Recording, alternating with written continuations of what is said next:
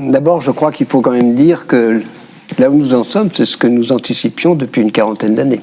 Donc je veux dire, il n'y a pas trop de surprises. Disons, ces événements extrêmes qui sont quand même effectivement probablement la manifestation la plus visible du réchauffement climatique était anticipé. C'est-à-dire que tout s'écrit exactement comme depuis 3 décennies, ça exactement. a été écrit dans les rapports oui, largement comme c'était prévu en termes, disons, d'intensification des vagues de chaleur plus fréquentes, plus intenses, des sécheresses plus longues, des cyclones plus intenses, des pluies torrentielles plus... Tout cela, c'est dans les rapports successifs du GIEC, depuis le 3e rapport du GIEC sur des événements extrêmes.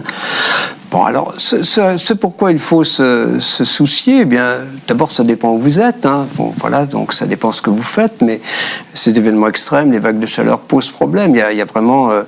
voilà, quelque chose qu'on évoquait il y a, dans les précédents rapports du GIEC, qu'on évoquait comme assez hypothétique, c'est-à-dire des régions qui deviendraient invivables. Voilà, c'est des régions où, bien l'été, vous ne pouvez pas aller dehors, avoir une activité physique ou une activité sportive normale. C'était vraiment des choses qu'on anticipait, mais à échéance de 10, 20, 30 ans, c'est arrivé, il y a 2 mois, en Iran. C'est-à-dire qu'à un moment, pendant 2 ou 3 jours, eh bien, le gouvernement a dit aux gens, restez chez vous, c'est plus possible.